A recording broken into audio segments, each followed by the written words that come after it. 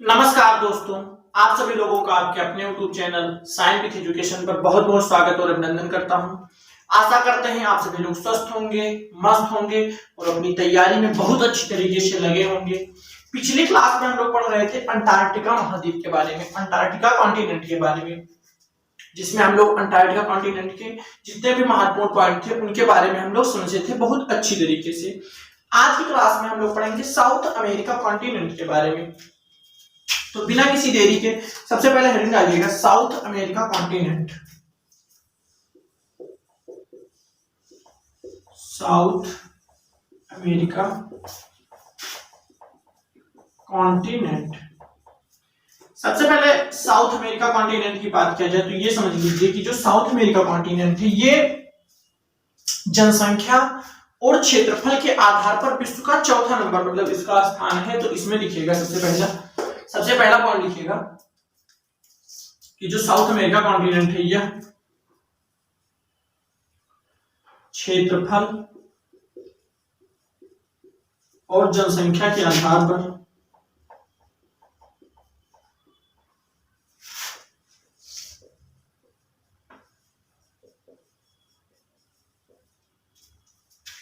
South America continent जो है यह क्षेत्रफल और जनसंख्या के आधार पर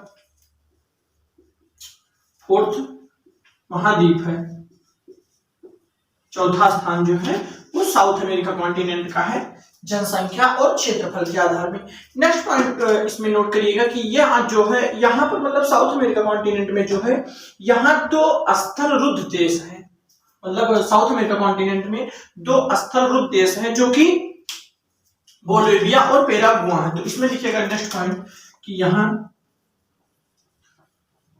दो स्थलरुद्ध देश हैं। साउथ अमेरिका कॉन्टिनेंट में दो स्थलरुद्ध देश हैं जो कि बोलिविया और पेरागुआ। तो इसमें लिखिएगा पहला बोलिविया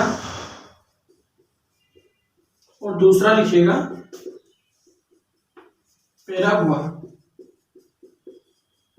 ये जो है ये स्थलरुद्ध देश हैं जो कि साउथ अमेरिका कॉन्टिनेंट में स्थित है। इसमें एक बार फिर से समझिएगा, जो साउथ अमेरिका कॉन्टिनेंट है यह क्षेत्रफल और जनसंख्या के आधार पर तो इसका जो स्थान है वो चौथा स्थान है। मतलब विश्व में सबसे ज्यादा जो जनसंख्या चौथे स्थान पर वो साउथ अमेरिका कॉन्टिनेंट है क्षेत्रफल और जनसंख्या के आधार पर। यहाँ साउथ अमेरिका कॉन्टिनेंट में दो स्थलरुद्ध देश हैं जो कि बोलिविया और पेरागुआ है। अब इसमें नेक्स्ट हेडिंग डालिएगा एंडीज पर्वत। अब हम लोग समझेंगे एंडीज पर्वत के बारे में। तो आशा करते हैं आप सभी लोग इसको नोट कर चुके होंगे।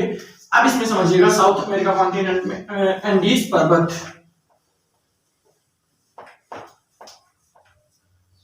तो अब हेडिंग डालिएगा एंडीज पर्वत।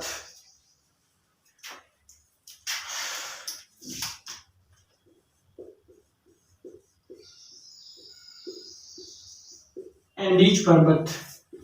अब अगर एंडीज पर्वत की बात किया जाए तो ये समझ लीजिए कि जो एंडीज पर्वत है यह विश्व का सबसे बड़ा और लंबा पर्वत है। जो एंडीज पर्वत है यह विश्व का सबसे बड़ा और लंबा पर्वत है। तो इसमें पहला पॉइंट लिखिएगा यह विश्व का सबसे बड़ा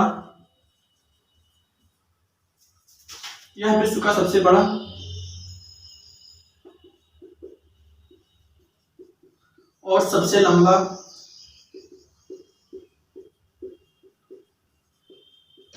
पर्वत है। अगर इसकी लंबाई की बात किया जाए तो लिख लीजिएगा नेक्स्ट पॉइंट में कि इसकी लंबाई जो है वो 7200 किलोमीटर है। इसकी लंबाई 7200 किलोमीटर है, जिसके चलते हुए यह विश्व का सबसे लंबा और सबसे बड़ा पर्वत है। अगर यहां से क्वेश्चन पूछा जाता है कि विश्व का सबसे बड़ा पर्वत कौन सा है तो भी आपका आंसर होगा कि जो एंडीज पर्वत है ये विश्व का सबसे बड़ा पर्वत है। अगर क्वेश्चन बनता है कि विश्व का सबसे लंबा पर्वत कौन सा है तो भी आपका आंसर होगा कि जो एंडीज पर्वत है, यही विश्व का सबसे लंबा पर्वत है। अगर आपसे एंडीज पर्वत की लंबाई पूछी जाती है तो आपका आंसर होगा कि 7200 किलोमीटर जो है वो एंडीज पर्वत पूरा 7200 किलोमीटर में फैला हुआ है। नेक्स्ट पॉइंट में लिखिएगा कि यह जो एंडीज पर्वत है यह वेनेजुएला से शुरू होकर और चिली तक फैला हुआ है। नेक्स्ट पॉइंट में लिखिएगा कि यह वेनेजुएला से शुरू होकर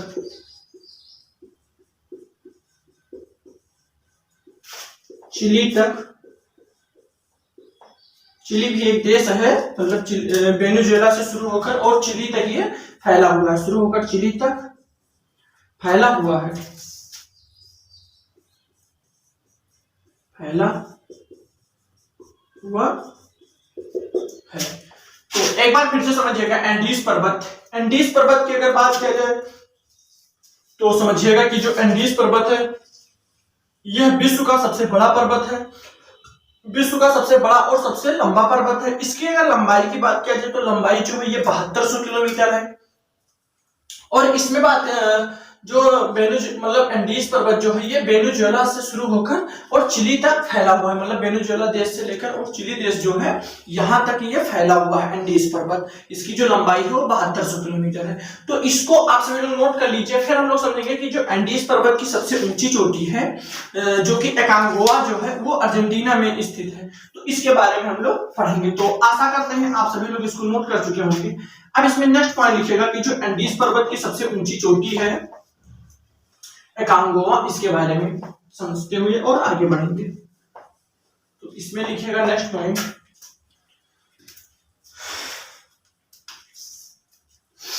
इसकी सबसे ऊंची चोटी, नेक्स्ट पॉइंट में लिखिएगा इसकी सबसे ऊंची चोटी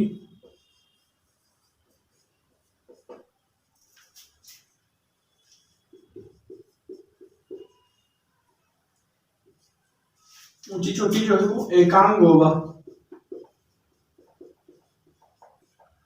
और ये जो एकांगुआ है ये अर्जेंटीना में स्थित है,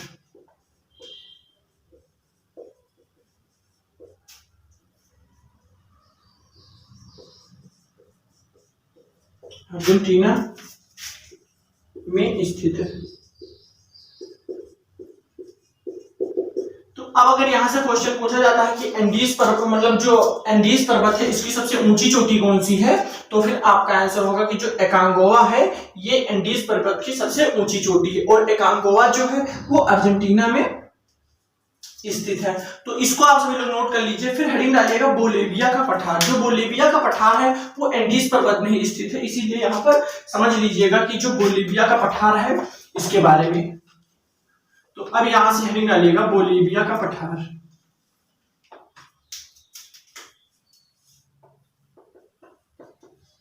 बोलिविया का पठार। तो इसमें पहला पॉइंट लिखिएगा बोलिविया के पठार में कि यह जो है ये एंडीज पर्वत में ही स्थित है।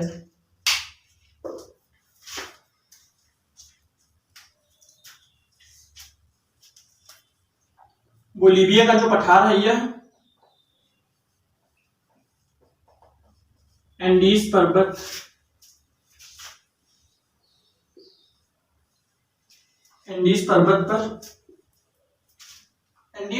में स्थित है।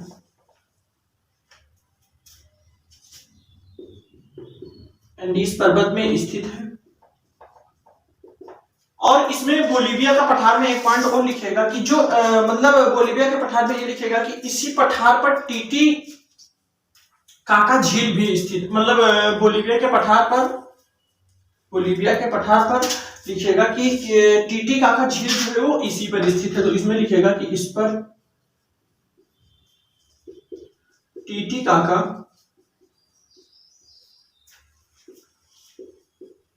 झील स्थित है।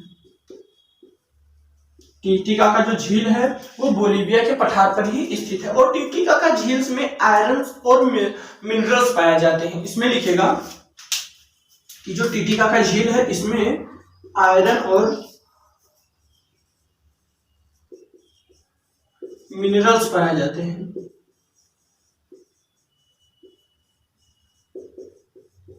टिटिकाका झील में आयरन और मिनरल्स पाए जाते हैं। इसमें समझिएगा कि जो बोलीविया का पठार है यह एंडीज पर्वत में ही स्थित है और बोलीविया के पठार पर ही टिटिकाका जो झील है वो स्थित है और टिटिकाका झील में आयरन और मिनरल्स पाए जाते हैं। टिटिकाका झील में एक पॉइंट और नोट करिएगा कि इसी झील में मछली पालन होता है। ठीक है, टिटिकाका जो झील है तो इसमें एक पॉइंट और लिखिएगा कि इसी में मछली पालन होता है।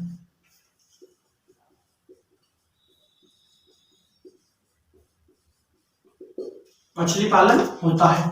तो एक बात फिर से समझिएगा कि जो बोलीविया का पठार है, ये बोलीविया का पठार जो है ये एंडीज पर्वत में स्थित है और बोलीविया के पठार पर टिटिकाका झील स्थित है। बोलीविया के पठार पर टिटिकाका झील स्थित है, जो कि टिटिकाका झील पर में आयरन और मिनरल्स पाए जाते हैं। आयरन और मिनरल्स का जो उत्पादन होता है वो टिटिकाका झील में होता है और टिटिकाका झील में नेक्स्ट पॉइंट और समझिएगा कि इसमें मछली पालन जो है वो टिटिकाका झील में ही होता है। तो इस क्लास में बस इतना ही। अगली क्लास में हम लोग पढ़ेंगे अमेजन नदी के बारे में, या अमेजन बेसिन किसे कहा जाता है, बेसिन किसे कहा जाता है, और अमेजन नदी जो विश्व की सबसे बड़ी नदी है इसके बारे में हम लोग समझते हुए और आगे बढ़ेंगे। तो इस क्लास में बस इतना ही और अगली क्लास में हम लोग अमेजन के बारे में पढ़ेंगे। तो आपको क्लास कैसे लगी कमेंट बॉक्स में जरूर बताएं और आप सभी लोगों से अनुरोध है कि अपने क्लास को सभी दोस्तों में शेयर करें, सब्सक्राइब करें और बेल आइकन प्रेस करना ना भूलें, जिससे कि जो हमारे क्लास का नोटिफिकेशन होता है वो आप सभी लोगों तक सबसे पहले पहुंचे और अपनी तैयारी को हमारे साथ बहुत अच्छी तरीके से कर पाए और अपने सपनों को साकार कर पाए। तो मिलते हैं अगली क्लास में, तब तक के लिए जय हिंद, जय भारत।